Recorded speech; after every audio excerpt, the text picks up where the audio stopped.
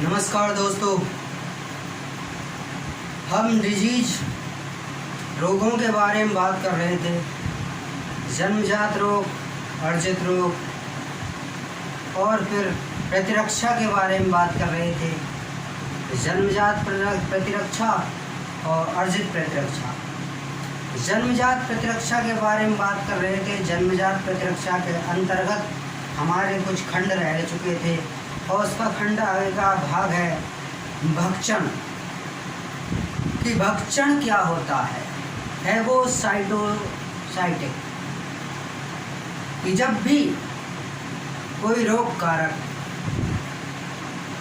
किसी भी जीव को संक्रमित करता है तो उसके रुधिर में पाई जाने वाली WBC कोशिकाओं के द्वारा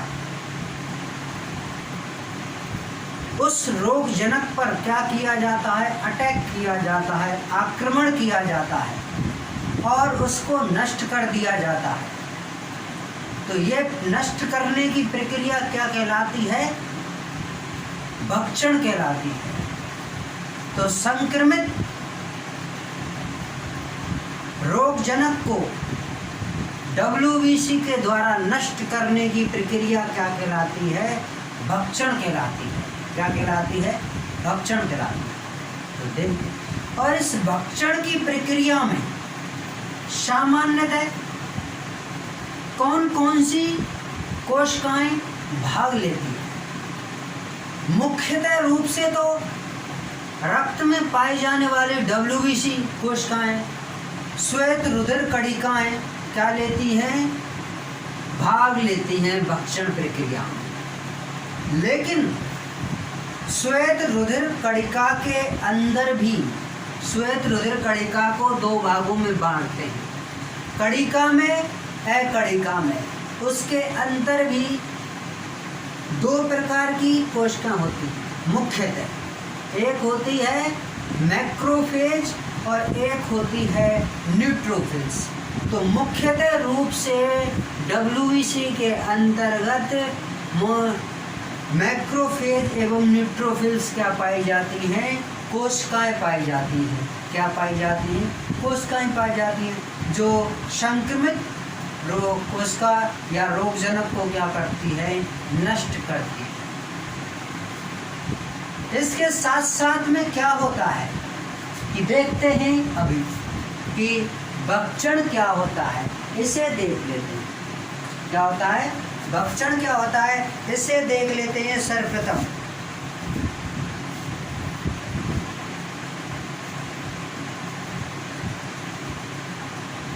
रोग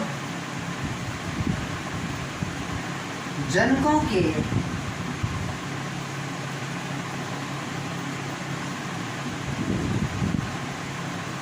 संक्रमण के परिणाम स्वरूप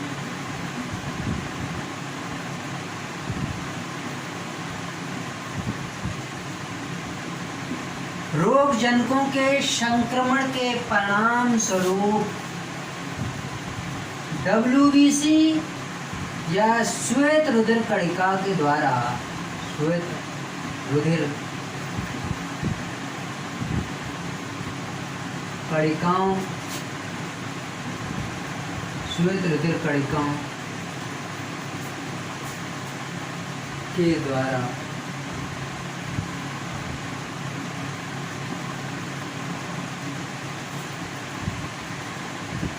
रोग जनकों को नष्ट कर दिया जाता है। रोग जनकों को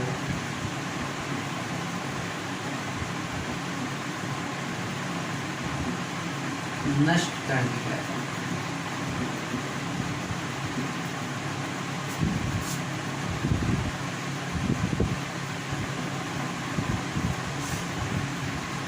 इसमें मुख्यतः भक्षण प्रक्रिया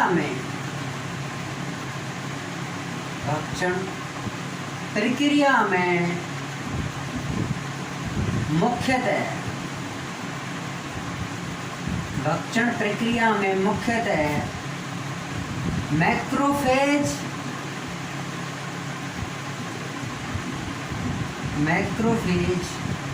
एवं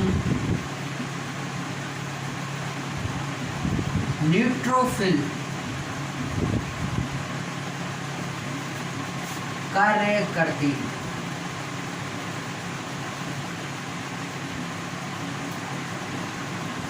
क्या दोस्तों, मुख्यतः क्या होता है भक्षण की प्रक्रिया में WBC के अंतर्गत भी मैक्रोफेज और न्यूट्रोफिल्स काम करती है। ये क्वेश्चन होता है मुख्य रूप से इसमें कि मैक्रोफेज और न्यूट्रोफिल्स क्या करती हैं, काम करती हैं। आगे चल के भी इसमें मैक्रोफेज क्या होता है कि वैसे तो क्या होता है मोनोसाइट होती है कि संक्रमित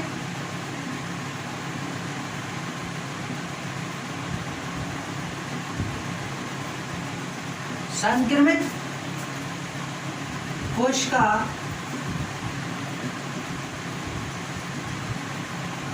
के स्थान पर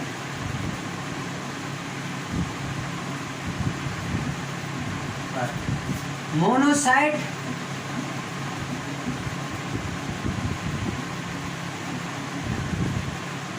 होती है,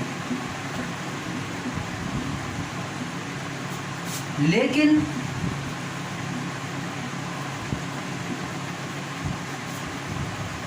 मैक्रोफेज में बदल जाती है।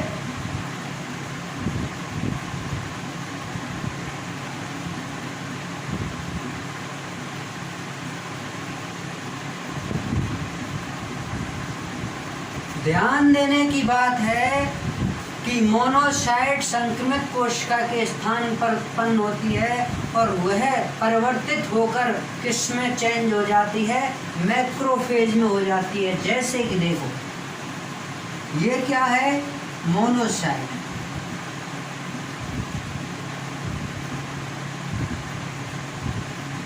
और ये क्या है, रोगजनक।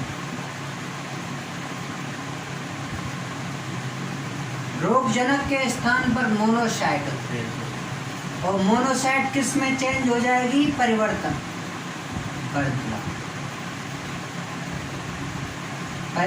होकर किस में, मैक्रोफेज में बदल जाएगी। किस में बदल जाएगी, मैक्रोफेज में बदल जाएगी। तो हमने क्या सीखा यहाँ तक कि रोगजनक वाले स्थान पर मोनोसाइट बदलकर किसमें बदल जाती है, मैक्रोफेज में बदल जाती है।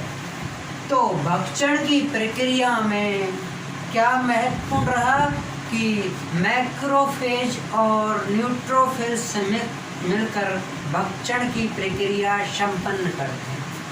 तो आगे चलते हैं कि भक्षण की प्रक्रिया में भाग लेने वाले पद, भक्षण की प्रक्रिया में भाग लेने वाले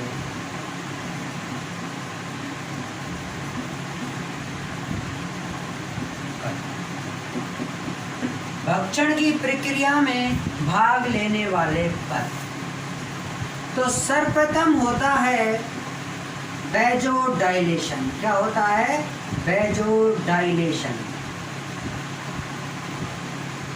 क्या होता है, वैजोडाइलेशन। भक्षण की प्रक्रिया में सर्वप्रथम वैजोडाइलेशन होता है। दूसरा होता है एडेसिस, एडेशन। क्या होता है, एडेशन, एडेशन माने जुड़ना। दूसरा क्या होता है, एडेशन होता है। तीसरा कौन सा होता है, डाईपेडेसिस। कौन सा होता है, डाईपेडेसिस। चौथा होता है कीमोटैक्सिस।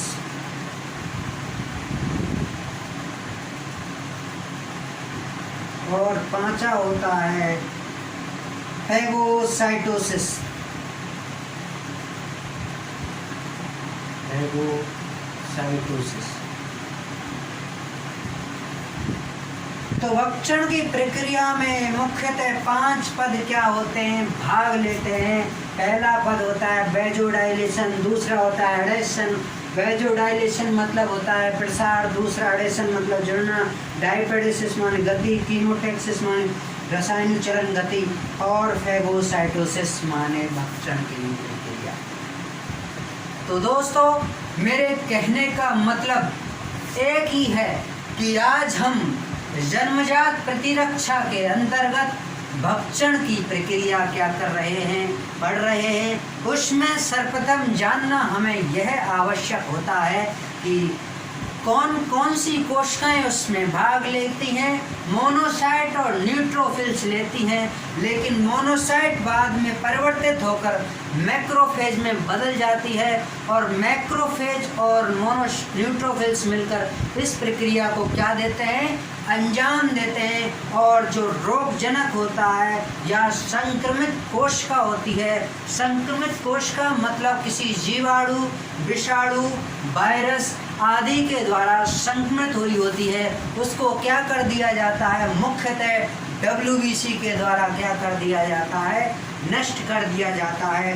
अब हमने ये बात देखी है कि जिनमें हमने भक्षण की प्रक्रिया के जो भाग लिए हैं, पद लिए हैं, खंड लिए हैं, उन पदों को क्या करेंगे, हम विस्तार से आगे क्या करेंगे, पढ़ेंगे।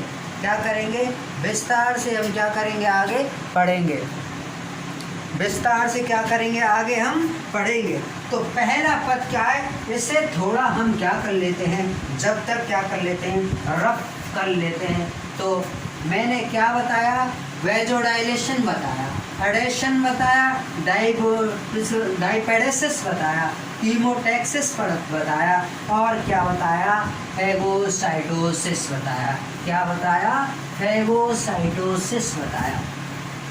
और इसमें मुख्यतः होता क्या है, ये क्या है,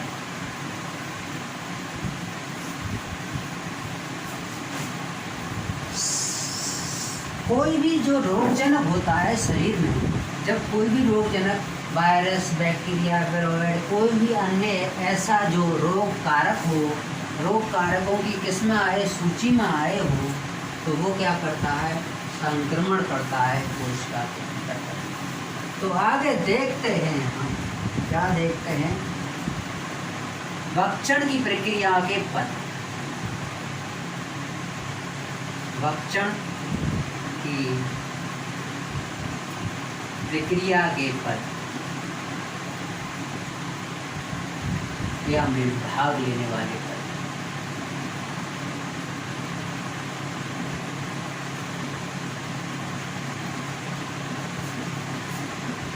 भक्षण की प्रक्रिया में भाग लेने वाले पद, पहला था हमारा वेजोडाइलेशन। वेजोडाइलेशन मतलब प्रसार। क्या होता है, प्रसार। इसमें क्या होता है, दोस्तों, रक्त वाहिका होती है। हम देखते हैं कि ये क्या है, एक रक्त वाहिका। क्या है, एक रक्त वाहिका। क्या है, रक्त वाहिका। वेजोडाइलेशन पहला प्रसार कर दिया। क्या कर लिया, जब भी कोई रोगजनक होगा हमारे शरीर में प्रवेश करेगा, मतलब रक्त में प्रवेश करेगा, रक्त वाहिका को क्या करेगा, संक्रमित करेगा। संक्रमित करेगा तो क्या होगा, संक्रमित होने के बाद में जो रक्त वाहिका क्या होगी, उद्दीपित होगी। और उद्दीपित होने के बाद में क्या होगा, हिस्टामिन का स्राव होगा। क्या होगा, हिस्टामिन का क्या होगा, स्राव होगा। तो हिस्टामिन के स्राव के कारण, देखो दोस्तों, क्या होगा, हिस्टामिन के स्राव के कारण, हिस्टामिन के स्राव के कारण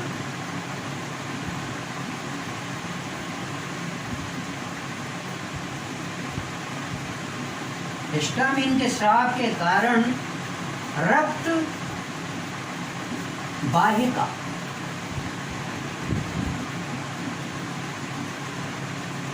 फैल जाती है,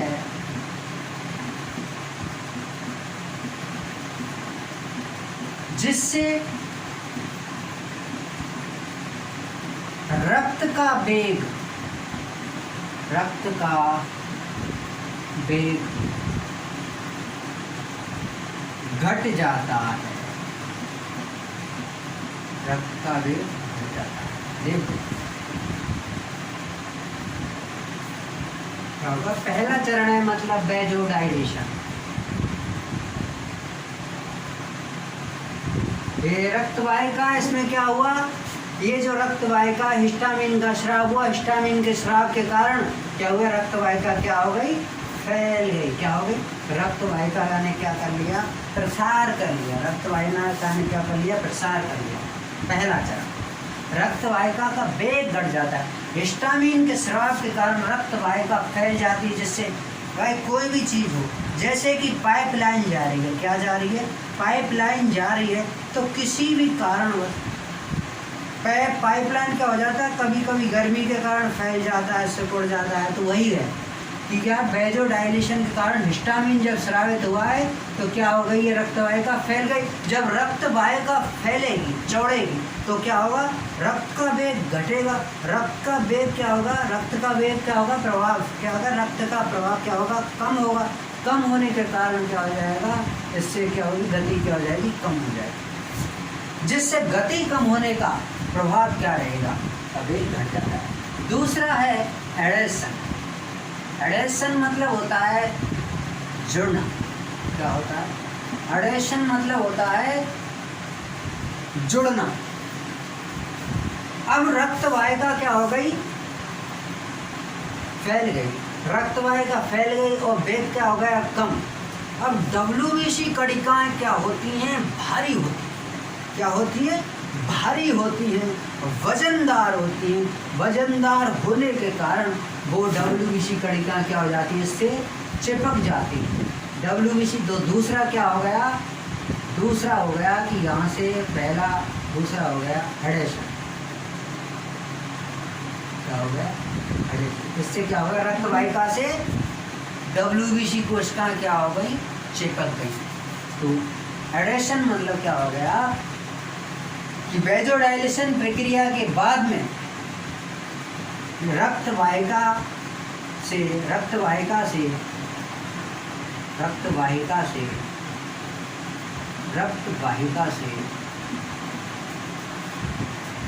भारी WBC कणिकाएं, भारी WBC मतलब श्वेत रुधिर कणिकाएं, रक्त कणिकाएं, WBC कणिकाएं चिपक जाती।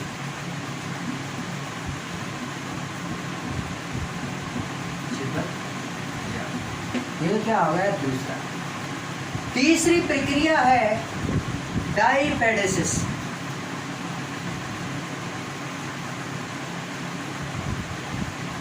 या माइग्रेशन।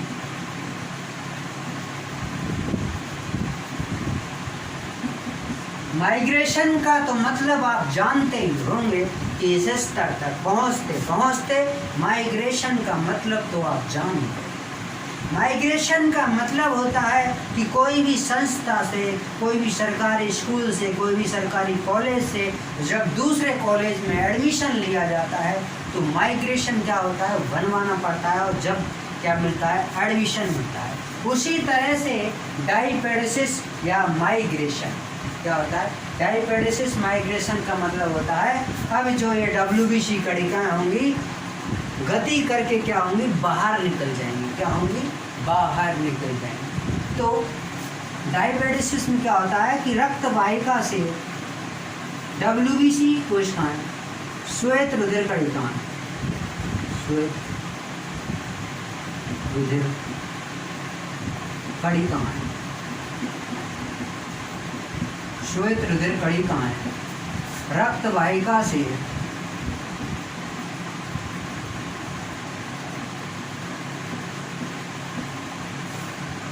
अमीबॉइड गति करके, अमीबॉइड गति करके बाहर निकल जाती, अमीबॉइड गति करके बाहर निकल जाती।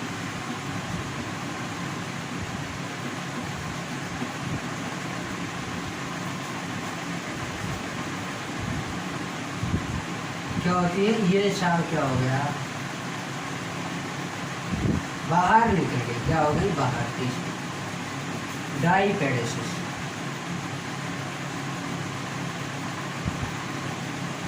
क्या हो गई, बाहर निकल गई, क्या हो गई, बाहर निकल गई।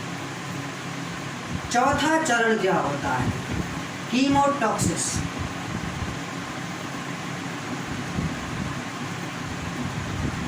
कीमोटॉक्सिस में क्या होता है कि ये चौथे प्रक्रम में क्या होता है, यहाँ से जो WBC कोशिकाएं होती हैं ये जीवाणु की तरफ गति करती है, रसायनुचरण गति क्या करती है, जीवाणु की तरफ।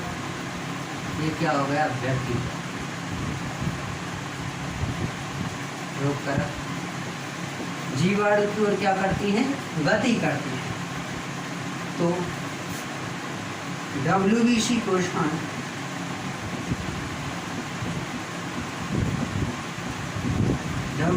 कोशिकाएं रसायनुचरण गति द्वारा रसायनुचरण गति करके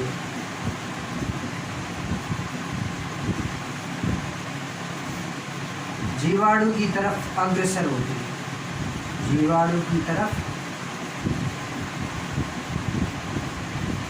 गति करती है।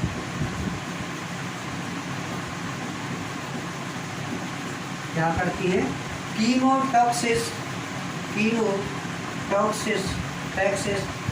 WBC कोशिकाएं रसायनुचरण गति करके जीवाणु की तरफ क्या करती हैं, गति करती हैं। अब बैक्टीरिया आ गया, फैगोसाइटोसिस क्या हो गया, पांचवा पद, फैगोसाइटोसिस।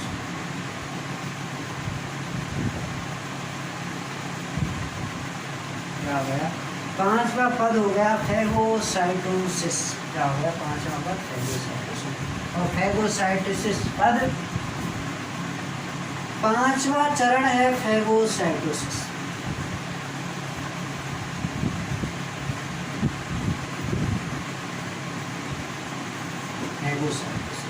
मतलब भक्षण की प्रक्रिया। अब क्या है, पहला चरण था वेजोडाइलेशन, रक्त वाहिका का क्या होता है, फैलागडेशन, मतलब किसी से क्या जुड़ना। WBC का क्या होता है, जुड़ना भारी। डाईपेडेसिस मतलब WBC का रक्त वाहिका से बाहर निकलना। कीमोटॉक्सिस WBC के रसायनुचरण गति द्वारा बैक्टीरिया की तरफ क्या करना, गमन करना। और कीमोटॉक्सिस का क्या है, WBC को रसायनुचरण गति द्वारा बैक्टीरिया की तरफ गमन करना। फैगोसाइटोसिस लास्ट का अंतिम चरण होता है भक्षण, क्या बिल्कुल नष्ट करना। तो ये प्रक्रिया भी कुछ चरणों में होगी। भक्षण की प्रक्रिया भी क्या होती है, कुछ अंतिम चरण है भक्षण। भक्षण के भी क्या होते हैं, पद होते हैं। क्या होते हैं कि रक्त वाहिका क्या होती है, रक्त वाहिका होती है। सबसे पहले क्या होता है, भक्षण की प्रक्रिया में क्या होता है, जो बैक्टीरिया होता है, जो भी कोई रोगजनक होता है, कोई वायरस होता है, वो बैक्टीरिया क्या होता है, बाहरी झिल्ली से क्या होता है, क्या हो जाता है, अटैचमेंट हो जाता है। क्या हो जाता है, जुड़ जाता है। तो क्या होता है, जुड़ना में बैक्टीरिया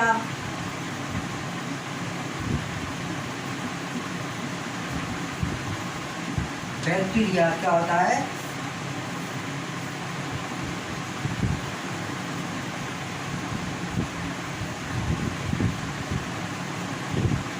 बैक्टीरिया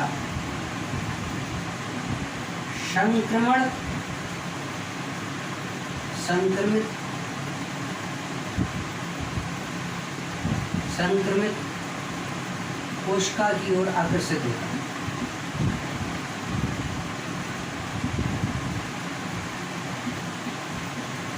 आकर्षित या जुड़ जाता है।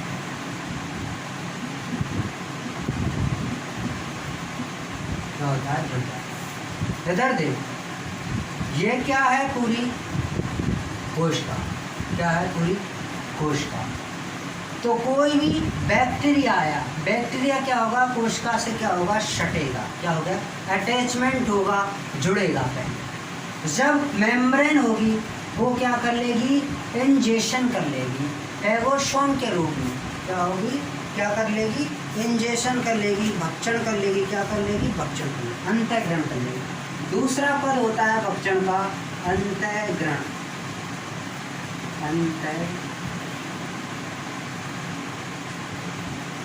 अंतःग्रहण, अंतःग्रहण को इंग्लिश में क्या बोलते हैं, इंजेक्शन।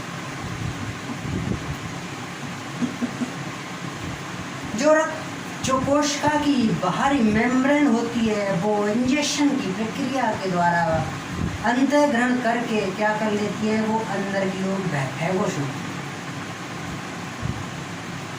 संक्रमित वाहिका के द्वारा फेगोसाइट रेक्टाइका के रूप में से फेगोसाइट वाहिका के रूप में फेगोसाइट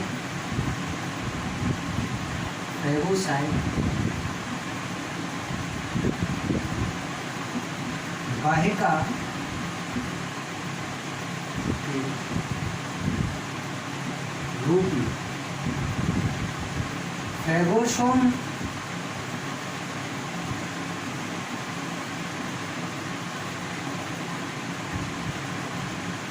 को अंदर ले लिया जाता है, अंदर ले लिया जाता है।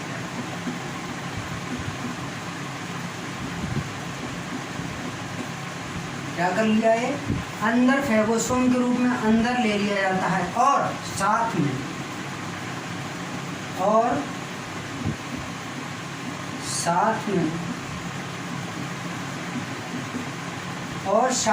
कोशिका के अंतर्गत क्या रहती है, गोल गोल कणिका में संरचना है जिन्हें हम लाइसोसोम कहते हैं। क्या कहते हैं, लाइसोसोम या आत्मघाती थैली। क्या कहते हैं, आत्मघाती थैली कहते हैं, लाइसोसोम कहते हैं। लाइसोसोम के अंदर क्या पाए जाते हैं, एंजाइम पाए जाते हैं। क्या पाए जाते हैं, एंजाइम पाए जाते हैं और वह जीवाणु क्या करते हैं, नष्ट करते हैं। तो देखिए आप कि और साथ में लाइसोसोम्स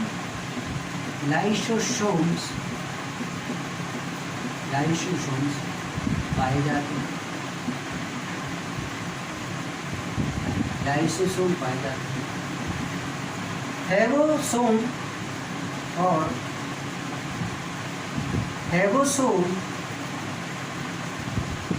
और लाइसोसोम मिलकर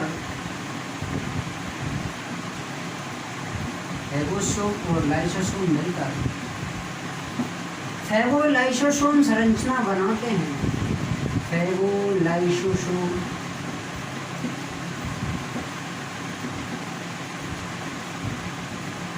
संरचना बनाते हैं।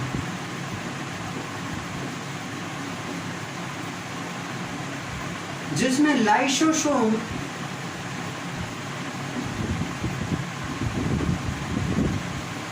के अंदर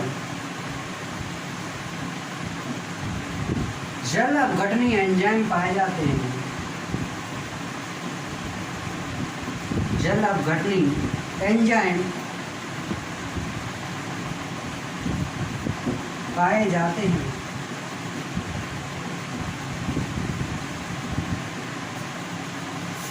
और ये दोनों मिलकर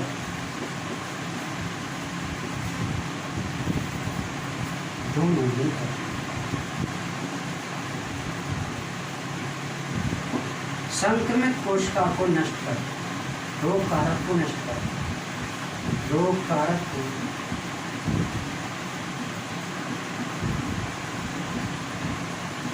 नष्ट करते। क्या होती है, अंतःकोशिकीय मृत्यु होती है। क्या होती है, अंतःकोशिकीय मृत्यु होती है। तीसरा चरण जीवाणु की अंतःकोशिकीय मृत्यु। जीवाणु की अंतःकोशिकीय मृत्यु।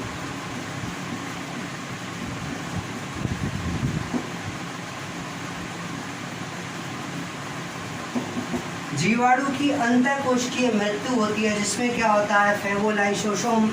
फेगोसोम क्या करता है, जीवाणु को अंतर्गण करता है। लाइसोसोम क्या करता है, उस पर एंजाइम, दोनों मिलकर इस प्रक्रिया को क्या करते हैं, अंजाम देते हैं और उसको मार कर क्या कर देते हैं, डिस्ट्रक्शन करते हैं, डिस्ट्रॉय कर देते हैं, इंजेक्शन करते हैं, बाहर क्या कर दिया जाता है, उसको निकाल दिया जाता है।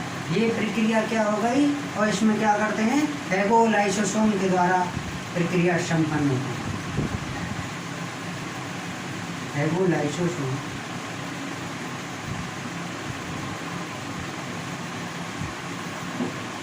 के द्वारा नष्ट कर दिया।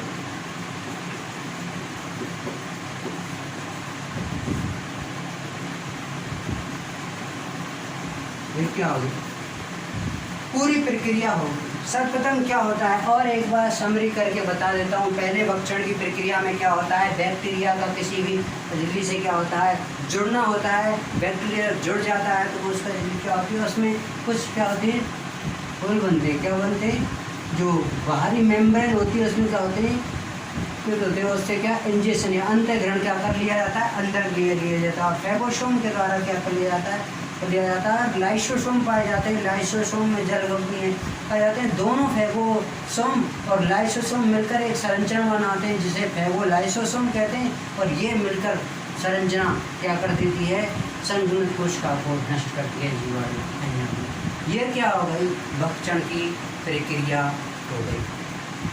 अंतिम बात करते हैं हम किसकी, नेचुरल किलर सेल। किसकी बात करते हैं, नेचुरल किलर सेल की बात करते हैं, natural killer cell.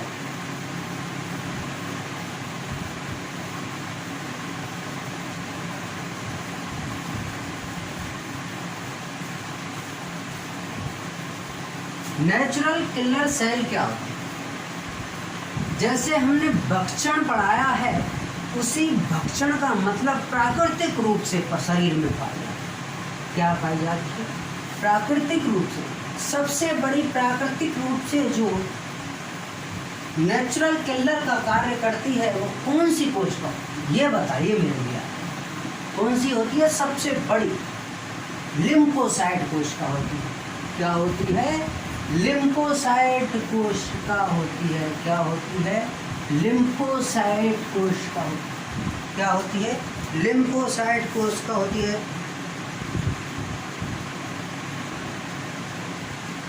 Natural killer cell, natural killer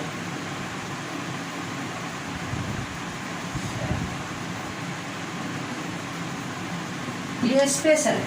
क्या, ये स्पेशल खंड बता रहा हूँ मैं तुम्हारे लिए, खास जो बड़े स्तर के बच्चे हैं, जैसे कि कोई बड़ी नीट की तैयारी कर रहा है बंदा, उनके स्तर की चीज़ है, एक छोटे स्तर की नहीं है।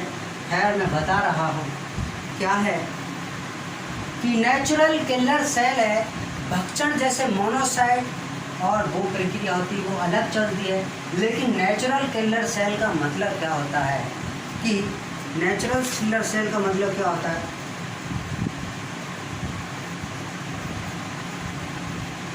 फेगोसाइट के अलावा मैक्रोफेज, न्यूट्रोफेज, डब्ल्यूबीसी, इनके अलावा क्वेश्चन, नेचुरल किलर सेल का सीधा सा मतलब है कि जो डब्ल्यूबीसी कोशिकाएं होती है उनके अलावा होती है। क्या होती है, अलावा कोशिकाएं जो होती हैं भक्षण का कार्य करती हैं, नष्ट करने का कार्य करती हैं। क्या होती हैं वो, जैसे कि बी लिम्फोसाइट कोशिका,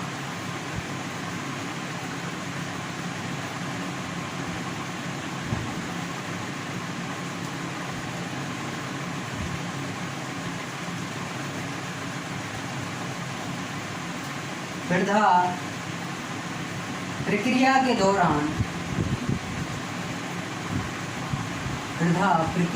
दौरान कोई भी संक्रमण हुआ, क्या हुआ, संक्रमण हुआ। प्रक्रिया के दौरान फेगोसाइट कोशिका के अलावा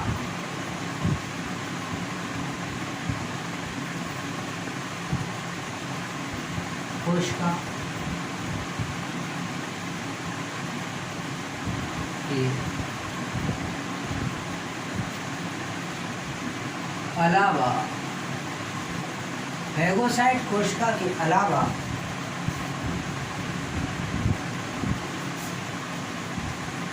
दूसरे प्रकार की कोशिकाएं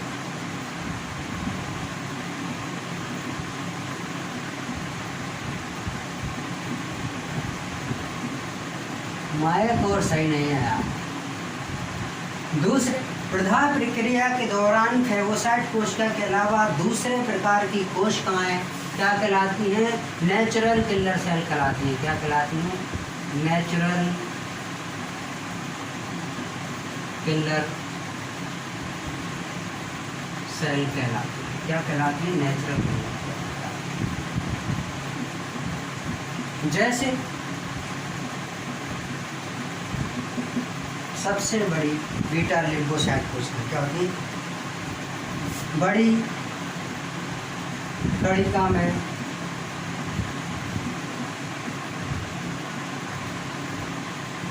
लिम्फोसाइट कोशिका,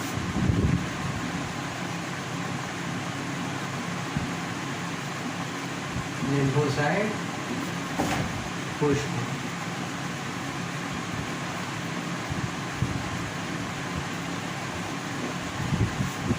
बड़ी कणिका में लिम्फोसाइट कोशिका जैसी। तो प्रधान प्रक्रिया के दौरान क्या होता है?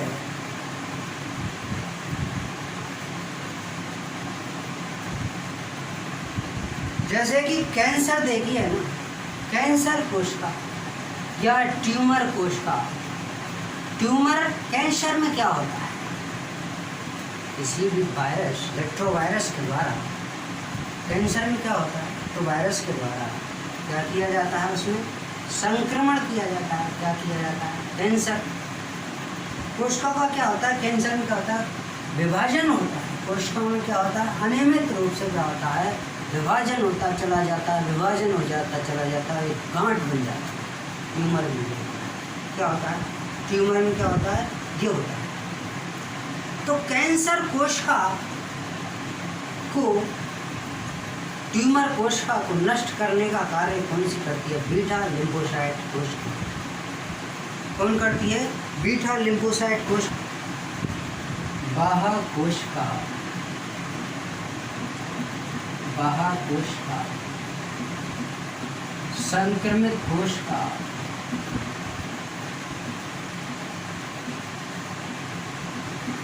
बाह्य कोशिका, संक्रमित कोशिका और ट्यूमर कोशिका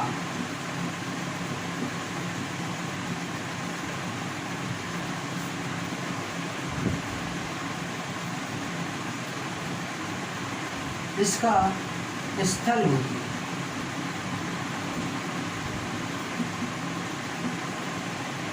स्थल होती है। बाह्य कोशिका, संक्रमित कोशिका और ट्यूमर कोशिका इसका स्थल होती है। क्या होती है? स्थल होती है। और ये काम कैसे करती है? क्या करती है? जो नेचुरल किलर सेल होती है, बीटा लिम्फोसाइट कोशिका होती है, जो बीटा लिम्फोसाइट होती है, ये कोशिका झिल्ली, ये कोशिका झिल्ली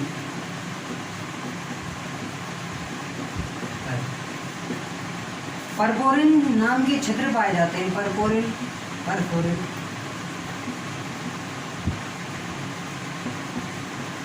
छिद्र बनाकर संक्रमित कोशिका को नष्ट करते हैं।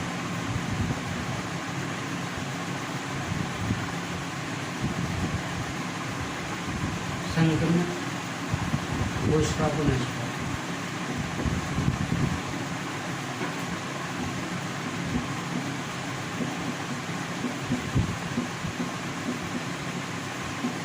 क्या है कि जीवाणु होता है, जीवाणु की बाहरी सतह होती है, उसमें क्या होता है? परपोरिन छिद्र बनाती है। क्या होती है? परपोरिन नाम की क्या बनाती है? छिद्र बनाती है। बीटा लिम्फोसाइट कोशिकाएं क्या होती है? छिद्र बनाती है, जिससे जल का क्या हो जाता है, बहुत भराव होता है। और कोशिका क्या हो जाती है, जल से बढ़ती चली जाती है, चयनात्मक मार्ग में हो जाती है, बढ़ती चली जाती है और मोटी होकर फूल जाती है, जिससे उससे क्या हो जाती है, डिफ्यूज हो जाती है, नष्ट हो जाती है। तो ये क्या हो गया, नेचुरल किलर सेल। दोस्तों, आपको मेरा पढ़ाना आपकी कुछ मदद करेगा, तो मैं तो यही चाहता हूँ कि आपको कुछ लाभ हो। भक्षण की प्रक्रिया को मैं समरी तौर पर कुछ बताता हूँ कि भक्षण की प्रक्रिया में WBC मुख्यतः होती है और WBC में मैक्रोफेज और न्यूट्रोफिल्स होते हैं, और जो मोनोसाइट होती है बाद में मैक्रोफेज में बदल जाती है। और आगे चलते हैं तो इसके 4 पद होते हैं, 5 पद होते हैं। 5 पदों को हमने विस्तार पूर्वक पढ़ाया है, और 5 पदों के 5 पद में भी 3 पद होते हैं, उनको भी विस्तार पूर्वक पढ़ाया है। और आगे चलते हैं, आगे चल के नेचुरल किलर के बारे में बताएं। तो दोस्तों, इन्हें आप विस्तार पूर्वक अच्छी तरह से ध्यानपूर्वक वीडियो को देखना, एक एक बात क्लियर हो जाएगी। थैंक यू दोस्तों, जय हिंद।